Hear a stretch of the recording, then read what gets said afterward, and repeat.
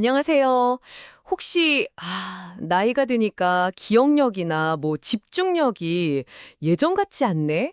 이런 생각 혹시 해보셨나요? 보통은 그냥 뇌 기능이 떨어지는 거 당연하지 이렇게 생각하기 쉬운데요. 오늘 저희가 같이 볼 토니 부잔의 당신의 뇌 나이 요약본을 보면요. 꼭 그렇지만은 않다고 하더라고요. 네, 세계적인 두뇌 전문가죠. 이 토니 부잔의 통찰을 다지고 어떻게 하면 뇌를 좀 젊고 활력 넘치게 유지할 수 있을까? 소위 말하는 뇌 피트니스에 대해서 한번 깊이 이야기 나눠보겠습니다. 당신의 뇌에 좀 새로운 가능성을 열어줄 그런 시간이 될 거예요. 네, 이게 참 흥미로운 주제예요. 보통 뇌세포는 한번 딱 정해지면 끝이다. 나이 들면 그냥 소모되는 거다. 이게 되게 오래된 생각이었잖아요. 근데 최근 뇌과학 연구들을 보면 뇌 가수성이라는 개념이 나왔어요. 이게 정말 놀라운 건데 우리 뇌가 살면서 경험하고 배우는 걸 통해서 평생 계속 스스로 구조란 기능을 바꿀 수 있다는 거예요. 뭐랄까 딱딱한 기계가 아니라 계속 변하는 그런 생태계 같다고 할까요? 와, 뇌가 변할 수 있다니 이거 진짜 희망적인데요? 그럼 그 뇌 피트니스라는 게 정확히 뭘 말하는 걸까요? 그냥 뭐 어려운 문제 풀고 이런 거랑은 좀 다른 거겠죠? 네, 맞아요. 좀 더 넓은 개념이에요. 뇌 피트니스라는 건 기억력, 어휘력, 논리력 이런 지적 능력 향상 당연히 포함하고요. 거기에 더해서 신체 운동, 또 충분히 쉬는 거, 심지어 명상까지 다 아우르는 좀 종합적인 뇌 관리 프로그램이라고 보시면 돼요. 핵심은 이거예요. 뇌에 건강한 자극을 주고 또 충분히 회복할 시간을 주는 것. 이 균형이 중요해요. 그리고 그냥 자극적이기만 한 거 있잖아요. 뭐 인터넷 게임 중독이라든지 도박이라든지 이런 건 오히려 뇌 기능을 해칠 수도 있다는 점 이것도 기억해야 하고요. 뇌 가소성 이야기 잠깐 더 하면 그 바이올리니스트들의 뇌가 아주 좋은 예시거든요. 아, 네네. 들어본 것 같아요. 그 현악기 줄 짚는 왼쪽 손가락 있잖아요. 그 부분을 담당하는 뇌 영역이 일반인들보다 훨씬 발달해 있어요. 이건 결국 뇌가 계속 반복되는 훈련에 맞춰서 스스로를 바꿨다는 증거죠.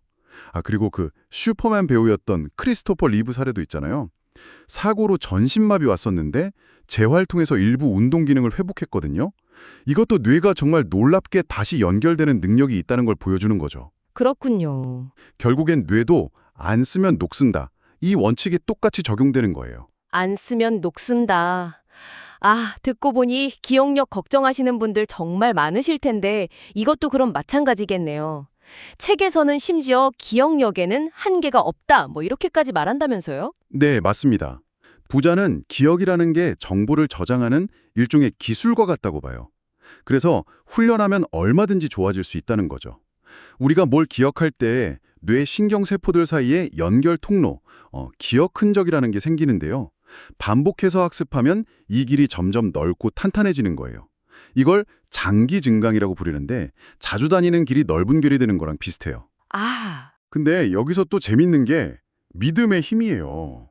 어떤 연구를 보니까 노화에 대해서 좀 긍정적인 태도를 가진 중국 노인분들이요.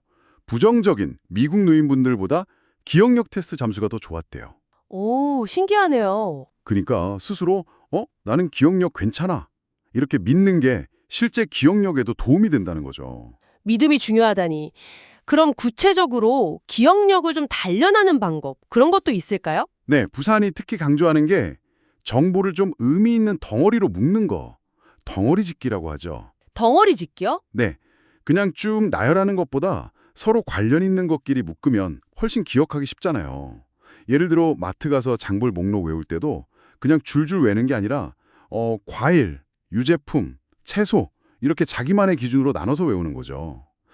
그리고 이미 아는 지식 구조, 그걸 스키마라고 하는데 이 스키마에 새로운 정보로 연결하는 것도 아주 효과적이고요. 물론 또 부자나면 마인드맵이죠. 정보를 시각적으로 쫙 정리해서 기억력하고 창의력까지 같이 높이는 아주 좋은 도구고요. 기억력 훈련 말고도 아까 말씀하신 것처럼 신체 활동, 또 식습관, 이것도 뇌 건강에 중요하다고 하셨죠? 운동은 구체적으로 어떻게 뇌에 좋은 건가요? 운동은 진짜 뇌한테는 보약 같은 거예요. 운동할 때 신경 영양인자라는 물질이 나오는데 이게 뇌세포 성장하고 서로 연결되는 걸 도와줘요. 말하자면 뇌의 비료 같은 거죠. 뇌 비료요? 하하. 네. 그리고 기분 좋게 하는 세로토닌 분비도 늘어나서 스트레스 푸는 데도 좋고요. 부자는 특히 4가지 영역, 그러니까 균형 감각, 유산소 운동, 유연성, 그리고 근력 운동, 이걸 좀 골고루 하라고 권하더라고요. 그렇군요. 뇌가 우리 몸 에너지의 한 20%나 쓴다고 하니까 와, 진짜 먹는 것도 중요하겠네요. 식습관은 어떤 점을 좀 강조하던가요? 네, 핵심은 2가지예요. 꾸준하고 안정적인 에너지 공급, 그리고 뇌세포 보호. 뇌가 주로 포도당을 에너지원으로 쓰긴 하는데 문제는 사탕이나 탄산음료 같은 단순당이에요. 혈당을 확 올렸다가 뚝 떨어뜨려서 오히려 뇌 기능에는 안 좋을 수 있거든요. 아, 그래서 피곤하고 집중 안 되고 그러는 건가요? 그럴 수 있죠. 그래서 통곡물 같은 복합 탄수화물이 더 좋고요. 그리고 또 중요한 게 오메가3 지방산. 이건 신경세포 막을 만드는 주재료거든요. 특히 생선에 많죠. 비타민 B군은 신경 전달 물질 만들고 에너지 대사에 꼭 필요하고요.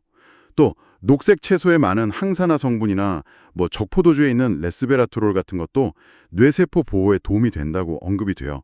근데 이거 다 외우기보다는 그냥 균형 잡힌 식단, 그리고 뇌에 좋은 지방 잘 챙겨 먹기, 이 정도로 기억하시면 좋을 것 같아요. 알겠습니다. 마지막으로 스트레스 관리. 이게 또 중요하다고 했는데 만성 스트레스가 뇌 노화를 막 앞당긴다고요. 좀 충격적인데요. 네, 맞아요. 스트레스를 계속 받으면 코르티솔이라는 호르몬이 너무 많이 나와서 기억을 담당하는 해마라는 부분을 손상시킬 수가 있어요. 비유하자면 엔진에 계속 물이 들어가는 거랑 비슷하다고 할까요? 아, 심각하네요. 그래서 스트레스 관리가 뇌 건강에 정말 필수예요. 일단 긍정적인 마음을 유지하려고 노력하는 거, 실패를 너무 좌절하지 않고 배우는 기회로 보는 태도 중요하고요. 그리고 하루에 6시간에서 8시간 정도 충분히 자는 거, 또 명상이나 깊은 호흡 같은 걸로 몸과 마음을 좀 이완시키는 거, 이런 게 다 도움이 됩니다. 재미있는 건 최고의 아이디어는 막 머리 싸매고 있을 때보다 긴장 풀고 쉴 때 딱 떠오르는 경우가 많다는 거예요. 아, 맞아요. 그럴 때 있죠. 실제로 부자는 이런 원칙들을 다 모아서 구체적으로 7일 또 7주짜리 뇌 피트니스 프로그램도 만들었다고 하더라고요. 기억력, 논리력, 창의력 이런 다양한 뇌 기능을 좀 체계적으로 훈련하는 방법들이 담겨 있겠죠. 네, 오늘 토니 부자네 당신의 뇌 나이 요약본을 통해서 뇌 피트니스의 핵심들을 쭉 살펴봤습니다. 들어보니까 가장 중요한 메시지는 이거 같아요. 우리 뇌는 그냥 가만히 굳어 있는 게 아니다. 우리가 노력하면 얼마든지 더 건강하고 젊어질 수 있다.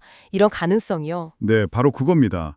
뇌 건강이라는 게 단순히 책 읽고 공부하고 이런 지적인 활동에만 달린 게 아니라는 거죠. 어떻게 움직이는지, 뭘 먹는지, 어떻게 쉬는지, 스트레스는 어떻게 다루는지, 이런 삶의 전반적인 습관들이 다 깊게 연결되어 있다는 거. 오늘 저희 나눈 이야기들이 당신의 뇌를 위해서 뭔가 작은 변화라도 한번 시작해보는 그런 계기가 되면 참 좋겠습니다. 맞아요. 아주 작은 거라도 좋아요. 예를 들면 오늘 밤 잠들기 전에 딱 5분만 그냥 편안하게 숨 쉬는 거에 한번 집중해 보는 건 어떨까요? 아니면 내일 아침에 뇌에 좋다는 견과류 한 줌이라도 좀 챙겨 먹는다든지. 정말 작은 실천부터 시작해 보세요. 어쩌면 당신의 뇌는 생각보다 훨씬 큰 잠재력을 가지고 당신의 그 작은 노력을 기다리고 있을지도 모릅니다.